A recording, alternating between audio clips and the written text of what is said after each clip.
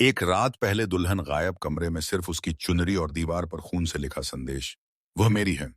राजकुमार ने आधा राज्य इनाम रखा। कोई लौटा ही नहीं फिर आया। एक रहस्यमयी साधु और बोला, तेरी बेटी को कोई इंसान नहीं, हिमालय के नीचे बसे नागलोक के राजकुमार वासुकी ने ले गया है। लेकिन सबसे बड़ा झटका तो तब लगा जब खुद दुल्हन ने कहा, मेरा कोई अपहरण नहीं हुआ, मैं खुद उसके साथ भागी थी, क्योंकि पिछले जन्म में यह राजकुमार ही मेरा कातिल था। 7 जन्मों का बदला या सच्चा प्रेम। अंत में किससे मिली अनामिका और वो साधु था कौन? पूरा रहस्य सुनने के लिए दोस्तों कृपया चैनल को सब्सक्राइब करें और कमेंट करके बताएं आप ये वीडियो कहां से देख रहे हैं। आइए कहानी देखते हैं। एक बार की बात है, प्राचीन काशी नगरी में एक धनी सौदागर रहता था। नाम था माधव सेन। उसकी एकलौती बेटी थी अनामिका। अनामिका की सुंदरता ऐसी थी कि लोग कहते थे मानो स्वयं लक्ष्मी ने धरती पर जन्म लिया हो। उसकी आंखें हिरणी जैसी, बाल कजरारे घने और हंसी में घुंघरू की झंकार। पूरा शहर उसके पीछे दीवाना था। लेकिन माधव ने ठान रखा था कि बेटी का विवाह किसी राजकुमार से ही होगा। एक दिन वाराणसी के राजकुमार विक्रमादित्य घोड़े पर सवार शहर घूमने आए। अनामिका को गंगा किनारे पूजा करते देखते ही उनके हृदय में बाण लग गया। उन्होंने माधव से विवाह का प्रस्ताव भेजा। माधव प्रसन्न हुए। विवाह की तैयारियां शुरू हो गईं। लेकिन विवाह से ठीक एक रात पहले अनामिका गायब हो गई। उसका कमरा खुला था। पलंग पर उसकी चुनरी पड़ी थी और दीवार पर खून से लिखा था, वह मेरी है। पूरा शहर हिल गया। राजकुमार विक्रमादित्य ने घोषणा की, जो अनामिका को ढूंढ कर लाएगा उसे आधा राज्य दूंगा। कई वीर गए, कोई लौट कर नहीं आया। माधव दिन रात रोते भूखे प्यासे रहने लगे। फिर एक दिन एक रहस्यमयी साधु माधव के द्वार आया। लंबी सफेद दाढ़ी, माथे पर त्रिपुंड, हाथ में त्रिशूल। बोला, तेरी बेटी को काला नाग ले गया है। वह हिमालय के अमरनाथ गुफा में बसे नागलोक का राजकुमार वासुकी है। उसने अनामिका को अपनी रानी बनाने के लिए अपहरण किया है। माधव घबरा गए। साधु ने कहा, एक ही उपाय है, कोई ऐसा वीर चाहिए जो नागलोक जा सके। मैं उसे मार्ग दिखाऊंगा, पर बदले में मुझे अनामिका का पहला पुत्र चाहिए। माधव मान गए। साधु ने असल में राजकुमार विक्रमादित्य को चुना। विक्रमादित्य ने साधु के साथ यात्रा शुरू की।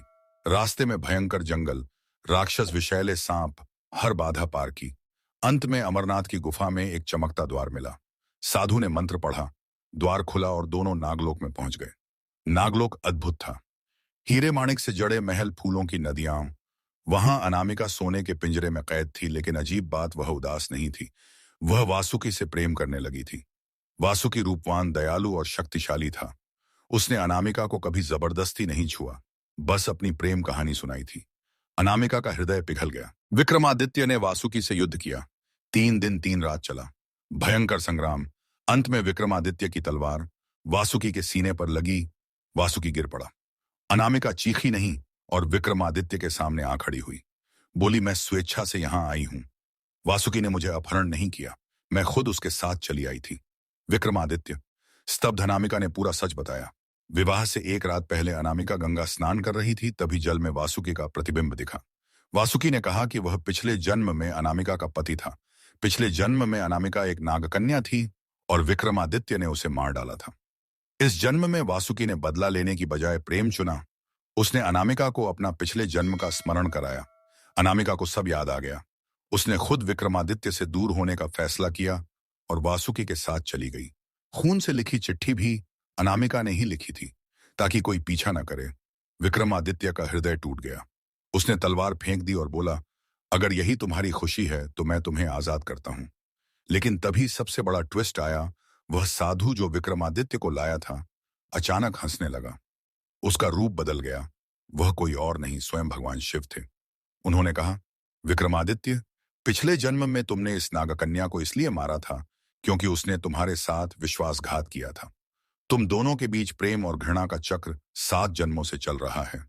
इस जन्म में तुमने बदला नहीं लिया, प्रेम को चुना। इसी क्षण तुम्हारा पाप कट गया। शिवजी ने वासुकी को जीवित कर दिया। अनामिका को विक्रमादित्य और वासुकी दोनों में से चुनने को कहा। अनामिका रोते हुए विक्रमादित्य के पास आई और बोली, इस जन्म में तुमने मुझे सच्चा प्रेम दिखाया, मैं तुम्हारी हूं। वासुकी मुस्कुराया और बोला, अब चक्र टूट गया, मैं अपना प्रेम त्याग करता हूं। वासुकी नागलोक लौट गया। विक्रमादित्य और अनामिका का भव्य विवाह हुआ। माधव को अपनी बेटी वापस मिली। काशी में वर्षों तक यह कहानी गाई गई कि सच्चा प्रेम बदले से ऊपर होता है और कभी कभी त्याग ही सबसे बड़ा प्रेम होता है। दोस्तों, अगर आपको कहानी पसंद आई तो चैनल जरूर सब्सक्राइब करें। आपका आभार।